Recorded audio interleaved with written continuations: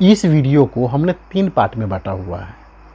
Number 1, health insurance और life insurance में दोनों में क्या डिफरेंस है। नंबर 2, मेडिकल क्लेम पॉलिसी और हेल्थ इंश्योरेंस में क्या डिफरेंस है। नंबर 3, कि हमें हेल्थ इंश्योरेंस क्यों लेना चाहिए, क्या वो 2 रीज़न हैं जिस वजह से हमें हेल्थ इंश्योरेंस लेना चाहिए। कि बहुत सारे लोग को मन में ये क्वेश्चन रहता है कि सर मेरे पास में ऑलरेडी लाइफ इंश्योरेंस है, जब मेरे पास में लाइफ इंश्योरेंस पॉलिसी है तो मुझे हेल्थ इंश्योरेंस लेने की क्या ज़रूरत है। मेरे पास में कोई तो ये कहते हैं कि मेरे पास में 4 है, मेरे पास में 10 है, जब 10 लाइफ इंश्योरेंस है तो मुझे हेल्थ इंश्योरेंस लेने की क्या ज़रूरत है। लेकिन मैं उनसे भी कहता हूँ कि उनको भी हेल्थ इंश्योरेंस की ज़रूरत है। वो ये चीज़ को नहीं समझते हैं कि एक्चुअली लाइफ इंश्योरेंस क्या है। एग्जाम्पल से हम समझते हैं, अगर आज के डेट में अगर मेरे को हेल्थ बिगड़ने के बाद में हॉस्पिटल में गए, हॉस्पिटल में हॉस्पिटलाइजेशन होने के बाद में 6 दिन 7 दिन हॉस्पिटल में रहा, वहाँ पे हमें 3 से 4 लाख रुपया खर्चे हो गए। अब जब हॉस्पिटल के बिल 3 से 4 लाख रुपया लगा, उसके पेमेंट हम कहाँ से करेंगे।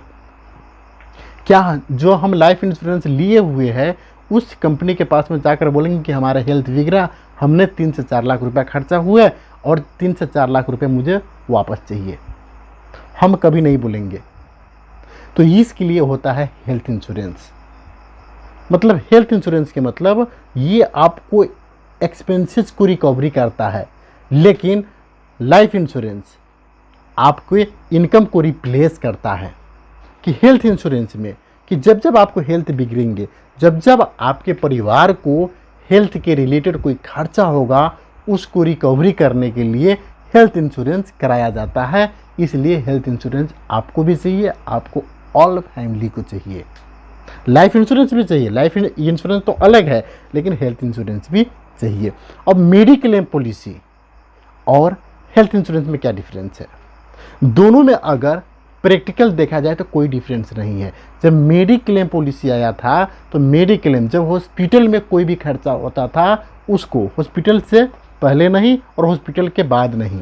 जो हॉस्पिटल में, जैसे हॉस्पिटल के बाद में कौन खर्चे हो सकते हैं, फिर से डॉक्टर के पास जाना पड़ सकता है, मेडिसिन के खर्चे हो गए। और हॉस्पिटल से पहले क्या होता है, टेस्ट होता है। हॉस्पिटलाइजेशन से पहले क्या हो सकता है, टेस्ट हो सकता है, डॉक्टर का फी हो सकता है। तो ये सब कवर उसमें नहीं था। मेडिकल क्लेम पॉलिसी में हॉस्पिटल का खर्चा कवर था। लेकिन अभी प्रैक्टिकल देखा जाए तो उसमें प्री हॉस्पिटलाइजेशन एक्सपेंसेस और पोस्ट हॉस्पिटलाइजेशन एक्सपेंसेस को भी इंक्लूड कर दिया है। इसीलिए इसमें मेडिकल क्लेम पॉलिसी में और हेल्थ इंश्योरेंस में कोई डिफरेंस नहीं है। हेल्थ इंश्योरेंस में क्या है, प्री हॉस्पिटलाइजेशन एक्सपेंसेस और पोस्ट हॉस्पिटलाइजेशन एक्सपेंसेस दोनों कवर है। और मेडिकल क्लेम में भी अभी क्या है, दोनों मिक्स है। इसीलिए दोनों में आपको ज़्यादा डिफरेंस नहीं देखने को मिलता है। वो 2 कारण क्या है जिस वजह से आपको हेल्थ इंश्योरेंस कराना चाहिए। Number 1, no impact on saving, investment and financial goal. मतलब क्या हुआ, नो इन्वेस्टमेंट सेविंग मतलब सेविंग में आपका कोई इफेक्ट ना पड़े, इसलिए आपको इंश्योरेंस कराना चाहिए। समझते एग्जाम्पल से, अगर आपने अपने सेविंग अकाउंट में 3 लाख रुपया रखा हुआ है, आप सैलरीड पर्सन को 3 लाख रुपया सेव करके रखने में कम से कम 1 साल का वक्त लगेगा। लेकिन आपके फैमिली में या आपको ही कुछ ऐसा हेल्थ बिगड़ने की वजह से आप हॉस्पिटल में भर्ती हुए और 5 से 6 दिन हॉस्पिटल में आप हो। अगर आपको डॉक्टर ने 3 लाख की बिल बना दिया, हॉस्पिटल ने 3 लाख को बिल बना दिया, मतलब जितना भी सेविंग करने में आपको 1 साल लगा, वो सारे के सारे आपको 6 से 7 दिन में खर्चे हो गए। अगर आप चाहते हो, अगर आपके पास में हेल्थ इंश्योरेंस है तो वो पैसे आप कंपनी से एज ए क्लेम ले सकते हो। वो सेविंग आपको बेकार नहीं होगा, आपको सेविंग आपको सेव ही रहेगा। जो पैसा आपने 1 साल मेहनत लगा है बचाने के लिए, वो पैसा आपको वेस्ट नहीं होगा, मतलब खर्चे नहीं होगा। इसलिए आपको वहाँ पे हेल्थ इंश्योरेंस मदद करेंगे। नो इम्पैक्ट ऑन इन्वेस्टमेंट, इसके मतलब क्या हुआ, आपने सेव करके बहुत सारे पैसे अलग अलग इन्वेस्टमेंट ऑप्शन में आपने लगाया होगा।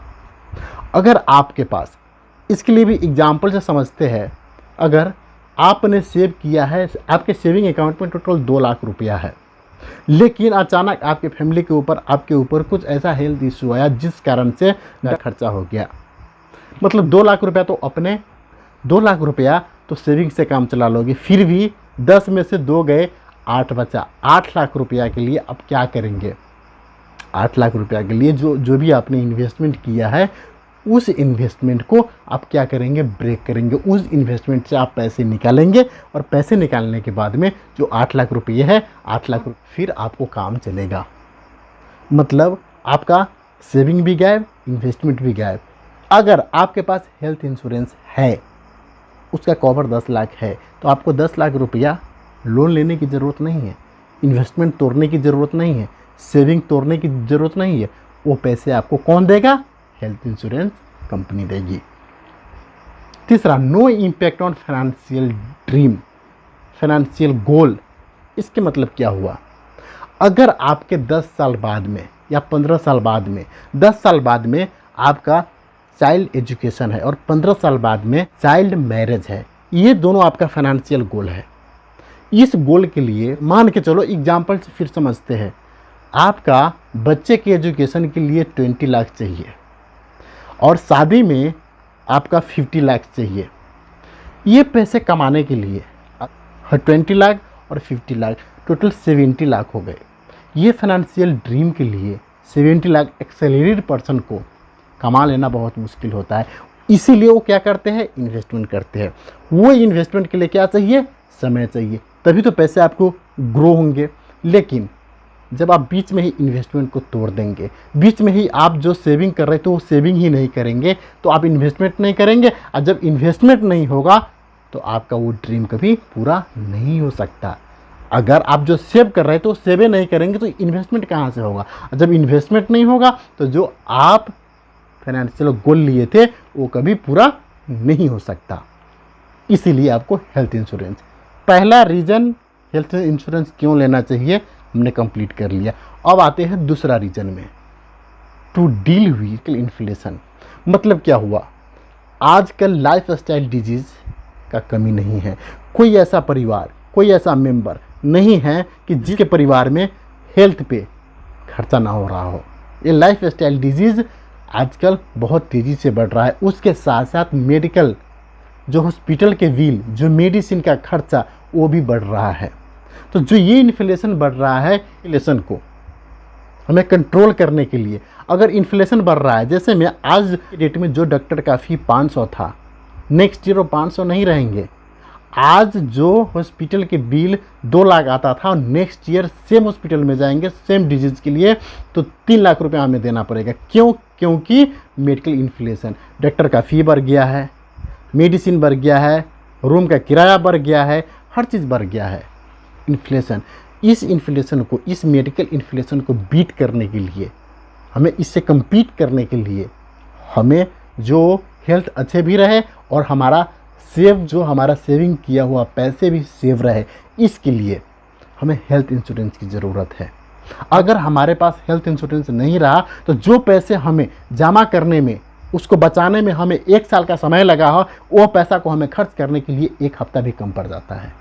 1 हफ्ते में हमारे वो सारे के सारे सेविंग खत्म हो सकता है। 1 महीने के अंदर में जितना भी हमने इन्वेस्टमेंट किया है, सारा इन्वेस्टमेंट ब्रेक हो सकता है और एक झटके में हमारा जितना फाइनेंशियल गोल है वो सारे फाइनेंशियल गोल बर्बाद हो सकता है। यही रीज़न है कि इस रीज़न से हमें हेल्थ इंश्योरेंस चाहिए। हेल्थ इंश्योरेंस और लाइफ पॉलिसी दोनों में अलग है। हेल्थ इंश्योरेंस आपको रिकवरी ऑफ एक्सपेंसेस करता है। किसके ऊपर एक्सपेंसेस आपने किया है? हेल्थ के ऊपर जितना भी एक्सपेंसेस हुआ है वो सारे के सारे आपको पॉकेट में आ जाए, ये है। इसलिए हेल्थ इंश्योरेंस लिया जाता है और आपके नहीं रहने के बाद में, आपके परिवार सुरक्षित रहे, आपके परिवार सिक्योर रहे, इसके लिए लाइफ इंश्योरेंस लिया जाता है। मिलते हैं अगले वीडियो में।